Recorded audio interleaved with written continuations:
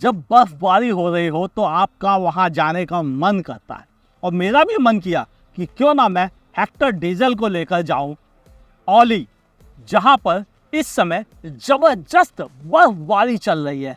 चलिए फिर औली चलते हैं और वहीं इसको भी परखते हैं कि डीजल में हेक्टर ने कैसा परफॉर्म किया।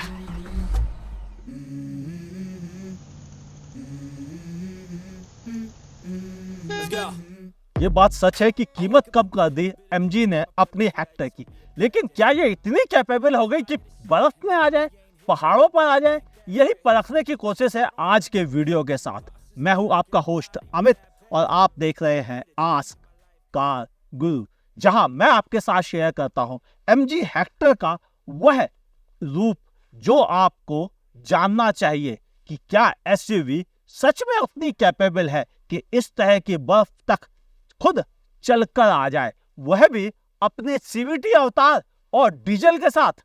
यही समझने की कोशिश है।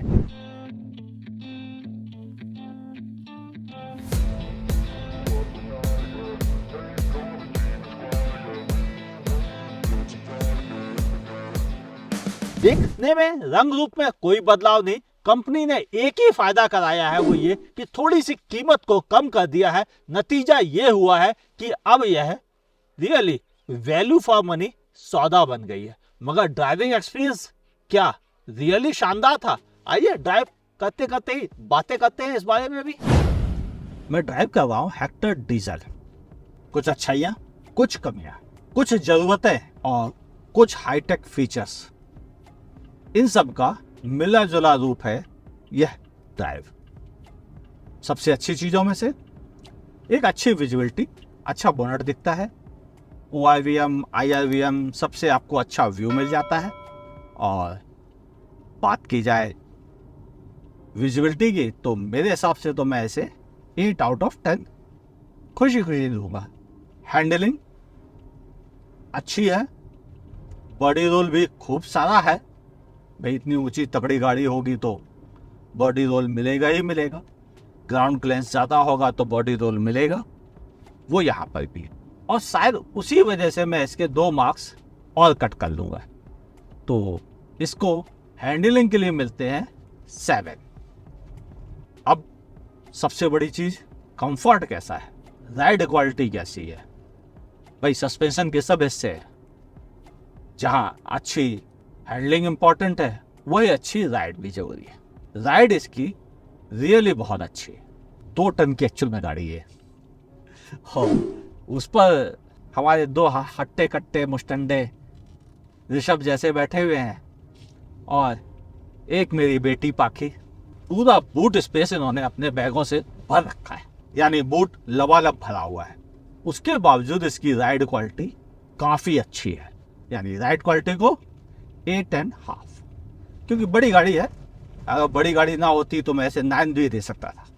अब बात कर रहे हैं इसके इंजन की। जाना पहचाना इंजन हो तो बात बनती है, कई गाड़ियों में हमने देखा है, मगर जब एमजी के साथ आता है तो यह बेहतरीन एवरेज प्रोवाइड करता है।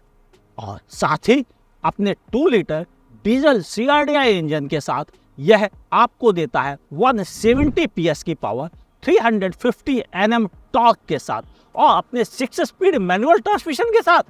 पहाड़ों पर वहाँ भी बेहतरीन, सिटी वहाँ भी शानदार, और हाईवेज पर तो कहना ही क्या। लेकिन सिर्फ कहने की बात क्यों, ड्राइव पर ही चलते हैं, वहीं आपसे इस बारे में भी बात करते हैं कि एवरेज कितना मिलता है पहाड़ों पर, सिटी में और हाईवेज पर।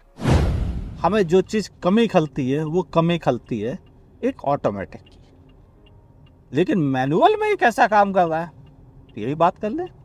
अच्छा गियर बॉक्स, कोई कमी नहीं गियर बॉक्स के साथ।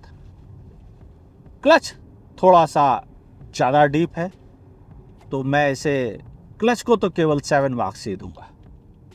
फ्यूल एफिशिएंसी की बात करें तो मैं जिस रास्ते पे चल रहा हूँ, पहाड़ी रास्ते हैं, उस हिसाब से एवरेज जो अभी इस समय मिल रहा है वह है 14.4 किलोमीटर पर लीटर का। और मैं इसे 40 से ऊपर चला नहीं पा रहा हूँ, कभी कभी 45 पहुँच जाता है बड़ी मुश्किल से, लेकिन ओवरऑल एक डीजल खरीदने वाला व्यक्ति डीजल खरीदता क्यों है, अगर इसको समझा जाए तो उसका रीजन होता है कि उसकी रनिंग ज़्यादा है। और रही बात दूसरे बड़े एस्पेक्ट की, तो वो है इसका वैल्यू फॉर मनी। यह इंजन के साथ आने के बावजूद सबसे सस्ती डीजल अपने सेगमेंट की, वो भी इतने ज़्यादा फीचर्स के साथ कोई और कॉम्पिटिटर नहीं प्रोवाइड करता है। और शायद खरीदने के लिए इतनी आलीशान लग्जरी कार दूसरी कोई नहीं है जो इस प्राइस में आपको मिल जाए। डीजल खरीदने के लिए हाईली रिकमेंडेड। पहाड़ों से लौटने के बाद शहर का एक्सपीरियंस भी देना आपको जरूरी था। तो शहर और हाईवे पे मैंने क्या नोटिस किया, ये आपसे बात कर लेता हूँ। हाईवे पर यह चलते समय काफ़ी सेटल चल रही थी और मैंने कई कारों को ओवरटेक किया है और इंजन ने बेहतरीन परफॉर्म किया है। मुझे याद नहीं आ रहा है कि कभी गियर को डाउन करने की मुझे ज़रूरत भी पड़ी हो, और यही सबसे बड़ी निशानी है कि इंजन कितने बेहतरीन ढंग से ट्यून किया गया है। और हाईवे पे इसने मुझे ऑलमोस्ट ये मान के चलें तो बड़े आराम से इसने मुझे 16 से लेकर 18 की फ्यूल एफिशिएंसी प्रोवाइड की है।